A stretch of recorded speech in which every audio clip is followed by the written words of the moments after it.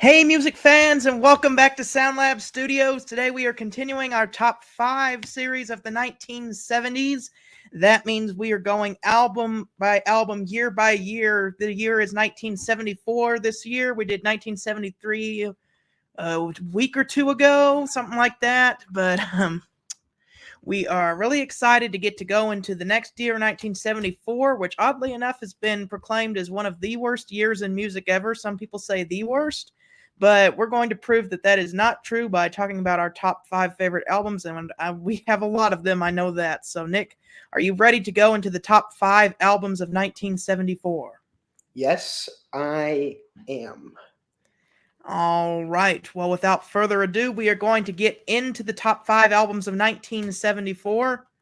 We are going to go back and forth, Nick and then me, and then Nick and then me, and then give our honorable mentions, all leading up to the number one album of the year, 1974. So let's get on with it. Nick, what is your number 5 album of 1974? Well, to be honest, this one was a toss up between one album or the other.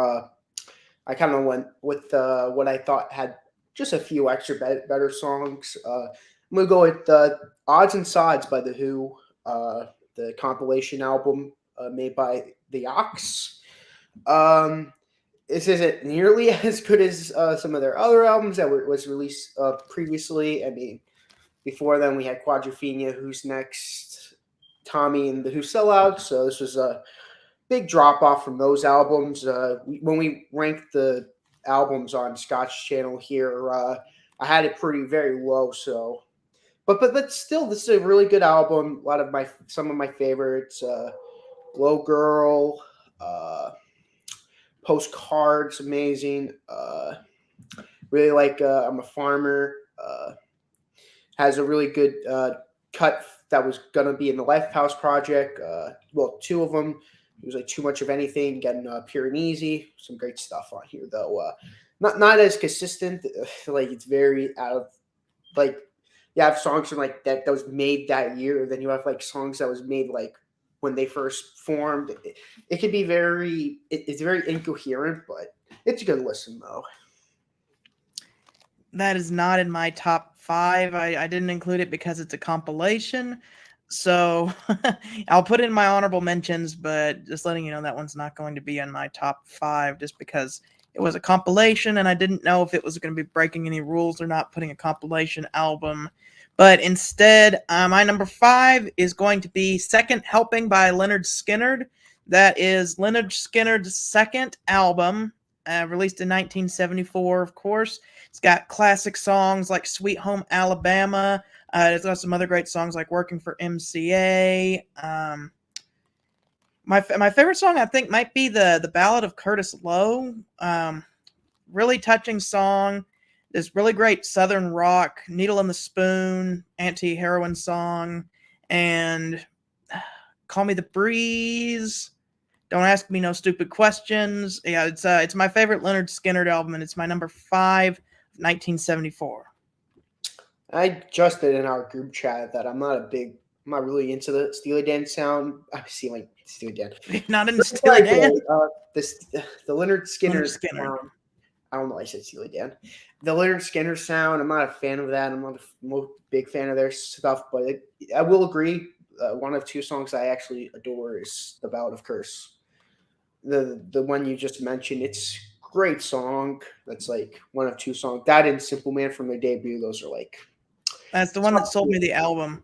I had listened to the first half of the album the day before, and I was on my way to the record store to go see if there was any records I wanted to buy. I was streaming the second half, and Ballad of Curtis Lowe came on, and I thought, if I see Second Helping at the record store, I'm going to buy it. Of course, I saw it there, and the rest is history. It's in my collection now. nice. Yeah, I'm not like I said. I probably won't. That's just not my type of band. But I could see why you really like them. Southern That rock. sounds amazing. My number 4 is I'll get the record out for this one. He is getting the record out on this one. Yep. It's some people consider this to be his best album. This is only my second favorite album of his. Fulfilling is his first finale, Stevie Wonder's 1974 album. this album is just a work of art.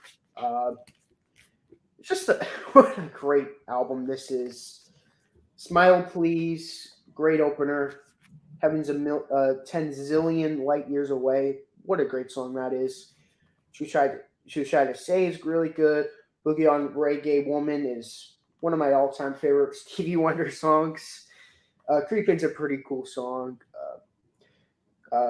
You Haven't Done Nothing's pretty good.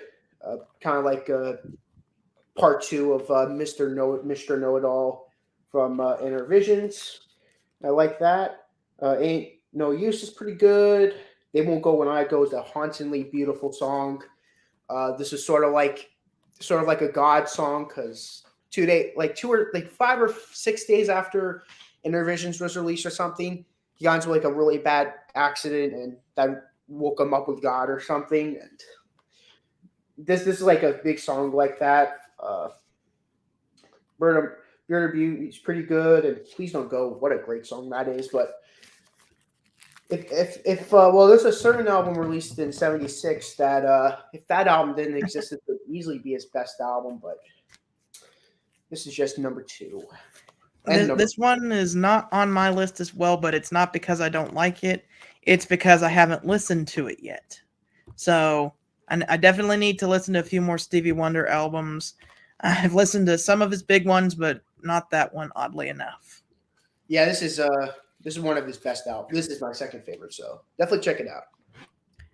I've heard Songs in the Key of Life. I heard Talking Book and Inner Visions. Talking Book and Fulfilling His Personality that one. Those two shuffle back and forth, but Songs in the Key of Life, that one just that's his best album. Yeah. My number 4 album of 1974 is going to be Caribou by Elton John. Elton John, follow-up to Goodbye Yellow Brick Road. Some people see it as a big step down, but I still think it's a great album. You've got great classics on that one, like Don't Let the Sun Go Down on Me, but you also have lots of underrated songs. The song Ticking, in particular, is a big standout on the album, the album closer. Pinky, Grimsby, very good. I've Seen the Saucers is one of his most underrated songs, in my opinion. This album is just characterized as in like a fun nature. It's recorded in a very short period of time, and I just think Elton John had a lot of fun on that one, making kind of less serious songs for the most part. So, number 4, Caribou by Elton John. Yeah, that one didn't make my list. I limited myself to only 10 honorable mentions. I'm not going to mention that, but let's just say I do now. My number 3 is going to be an album that interchanges with this one album a lot. Forgot where I ranked it on my Queen ranking, but I'm going to put Sheer Heart Attack at number 3. I know Jason and Briar likes it a lot, but he has it a little lower on his Queen ranking. I know Jason isn't really fond of this album, but this is some of Queen's best music. First 2 songs. Our first song is just Brian May flexing his guitar muscles. Brighton Rock. Yep. Killer Queen, one of the essential Queen tracks. One of the few Queen tracks I'm not tired of hearing on the radio. One of my all-time favorite album medleys. I call it the Sheer Heart Attack medley. It's Tenement Funster, Flick of the Wrist, and Lily of the Valley. Those 3 songs go into each other. Easily the best part of the album. I love Now I'm Here. That's a great song. Now I'm here. It does lose a tiny bit of steam in the middle with In the Laps of the Gods and Stone Cold Crazy. I'm not too into those tracks as many other people are. You don't like Stone Cold Crazy? I like it, but it's not a Queen song that really has been into. Like people say, like, oh, it's the second best song. I'm like, I don't think it's nearly as good as some of the other tracks. I love Dear Friends. I love Misfire, even though it's very dirty. I love Bring Back That Leroy Brown. I love the sort of show tuney sort of style they were going for. I love She Makes Me. That's my favorite off the album. Second lead vocal Brian May ever got on a Queen album. And In the Lapse of the Gods Revisited. That's The better version. a lot better. I like In the Lapse of the Gods, like the regular one, but Revisited is a lot better. I mean, it's like completely different songs. But this one and the next one, they just always interchange because it kind of depends on what I'm in the mood for. But yeah, right now, Mine, number 3, Sheer Heart Attack. my number 3 is also Sheer Heart Attack. And I haven't even listened to it that much. It's one of the Queen albums that I need to listen to more often. But I really like some of the really big songs on here, like Brighton Rock. I really like Stone Cold Crazy, and of course Killer Queen. This is kind of the album where Queen found their sound, so it would be kind of taking what was different about them in the past and finding like the queenness of them, if that makes any sense. Kind of becoming what they would be known for, and their first big commercial breakthrough as well with Killer Queen. But most of the songs on here are really good, and I really like In the Lap of the Gods Revisited. It's an amazing album, and one that I definitely need to listen to more so that I can talk about it in better detail. Glad we agree on that. My number 2, like I said, number 3 and number 2 are very interchangeable. Number 2 is going to be Queen 2, released the same year. It's their second album. It's probably their proggiest. I wouldn't call it a prog album. Like kind of like how people consider Pink Floyd prog. This is sort of like in that vein of Pink Floyd. Like it's not prog, but it has prog aspects to it. I love the usage of the White Queen and the Black Queen. Most of us will agree the Black Queen is the better side, but White Queens are really good too. I like Possession. I love White Queen as it begins. That's a great song. I love Father to Son. Someday One Day is really good. Loser in the End, even though that's like my least favorite on the album. Love the vocals from Roger. And Someday One Day is Brian May's first lead vocal on a Queen album. Black Side though, that's where it gets really good. Ogre Battle, that's epic. Fairy Masters, something Stroke or whatever. It's hard to remember that name. Awesome song. I love the harpsichord use in this song. I love Nevermore. It's one of the best songs on the album. Sometimes it is my favorite on the album. It's so good. Watching the Black Queen. I mean, one of the best deep cuts on a record. It's like a song that like you have to like listen to and discover on the album instead of having to rely on the radio to have to show it to you. It's just like a great hidden gem among Queen fans. I really love Funny How Love Is. A lot of people consider that to be the weakest track on the album. I disagree. I love that song. I love the sort of Phil Spector sort of thing that they're going for there. I love Seven Seas of Rye. First album, it hints towards it. It's funny. This album was my number 2 in 70. Well, this is my number 2 in 74, and the first album was my number 2 in 73. So kind of cool. But yeah, I love the hinting towards that in the first album, and this is like sort of like you wait for it, and here's the full version you Queen fans have been waiting for. Epic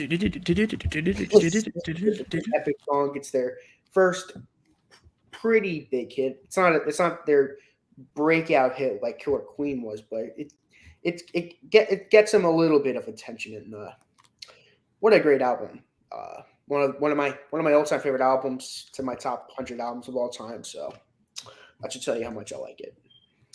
And we have a viewer, Ivan Kaiser. I know he's a big diehard Steely Dan fan. Says Pretzel Logic, obviously.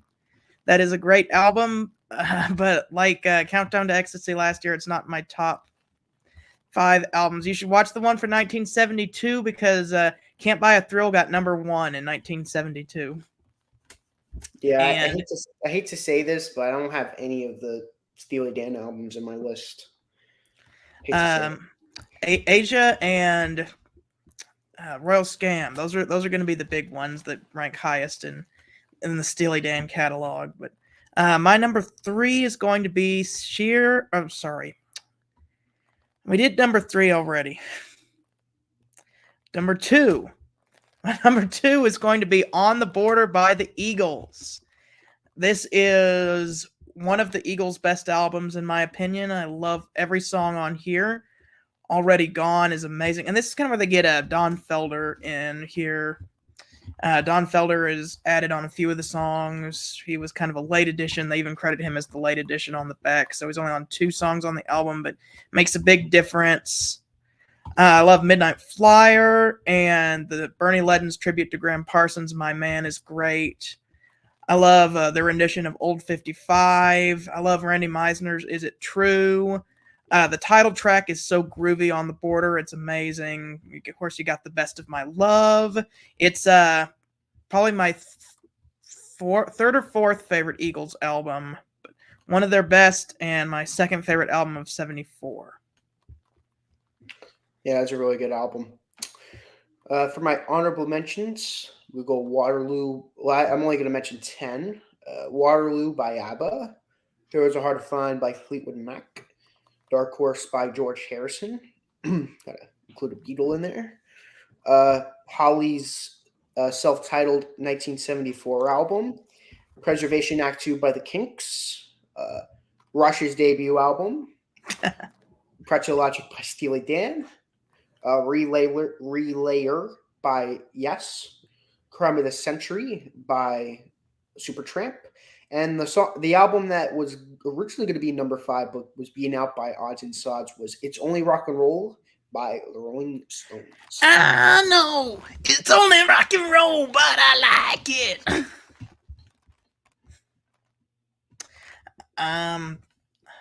For me, honorable mentions would be The Lamb Lies Down on Broadway by Genesis.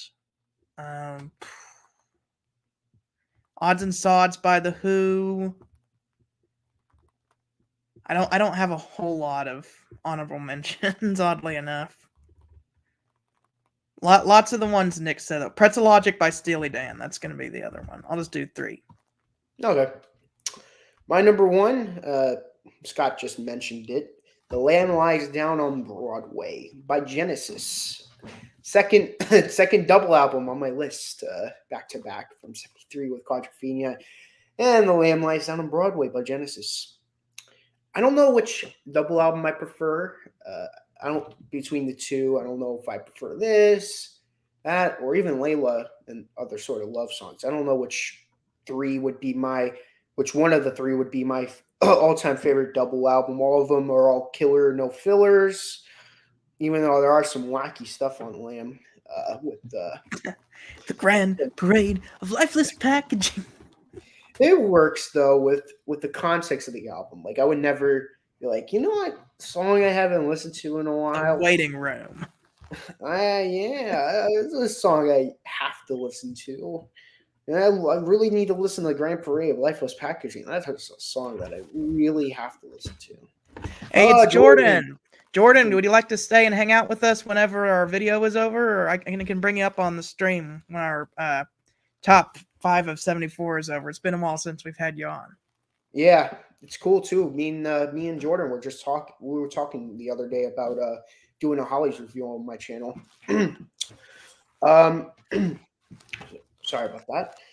Title track's amazing. I love In the Cage. It's a great song. I love Cuckoo Cocoon.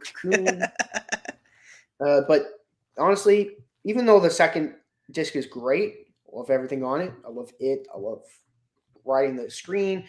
The best part of the album is Counting Out Time, the Carpet Crawlers, in the Chamber of 32 freaking doors. Side 2 is the best side of that album. Yeah. I love those 3 songs. I love Counting Out Time. Jason pretty much summed it up. He's like, oh, Counting Out Time could be the best song on the album. But then Carpet Crawlers. Love this song. carpet crawlers, be they calling. Oh man, that's just I think essential. I think that's Phil Collins and Peter Gabriel's both their favorite Genesis song, but I might be misremembering. It's their favorite album, but I'm not sure about the song. Whatever. That'd be cool because it's my favorite song by them. It's Jason's favorite song by them, I think. Well, I know it's his favorite song on the album, but I'm not sure. It's the song that got a lot of people into Genesis. I don't blame him. If this was my first exposure to Genesis and not that That's All song, I Hey, would have don't you be dissing my boy Phil. No. It has nothing to do with Phil. It's just unlucky that the first Phil Collins era Genesis song I heard I didn't like. I could talk to you how great Abacab is. I could tell you how great what's it called? Tonight. That's all is one of my favorite Genesis songs. Just I don't don't know. just turn it on again because that's my favorite. I love that song. The only songs I don't like is from the self-titled album. It's no fun being in a legal area. Yeah, That that album song is. I don't know if I hate Calling All Stations the worst or the self-titled album. I gotta listen to both of them again. Because on one hand, it's like we have all the things that made Genesis great with Phil Collins, with Abacab, Duke, and Invisible Touch, but then like them not making, like producing, but with the last album with Calling All Stations, it's like everything that was good with them is not there at all. It's just bad. Calling All Stations doesn't have Home by the Sea. That should answer your question. I don't mind Home by the Sea. Yeah, you're right. I don't like anything off that album, Calling All Stations, but I don't know. The first two songs, Mama and That's All, and the Immigrant song. Ugh. Not Led Zeppelin, the Immigrant song, but that Immigrant Genesis song. Oh, I don't want to diss Phil Collins Genesis anymore because I have a lot of good things to say about them. It's just that particular album. And you'll see how much I adore them. I know some Peter Gabriel fans would have been happy to see me talking only bad about it, but I like both eras. And we need to review Trick of the Tail sometime. Yeah, or that's a good one. Or Duke. Or Foxtrot. Definitely Foxtrot at some point. Love Foxtrot. And I think this is the third year. Yeah, that's the third year that they got number one. I think one album of the year, so that's a pretty good like Genesis. Well, that's my number one. Scott, what's your number one? My number one, and you may be surprised, but it is Crime of the Century by Supertramp. An album that I've just discovered this year after listening to Breakfast in America, which is one of my new favorite albums of all time, but we'll save that for 1979. Crime of the Century is just absolutely incredible. All the songs are great. You get a great little variety with the songs written by Rick Davies and Roger Hodgson. School is incredible. I love the harmonica intro. Bloody Well Right, great keyboard intro on that. Hide in Your Shell, absolutely amazing. Rudy, that song is fantastic. Asylum, Crime of the Century, the title track. Just every song on this album is insanely good. It's just a masterpiece of an album by the criminally underrated Supertramp. So my number one is Supertramp's Crime of the Century.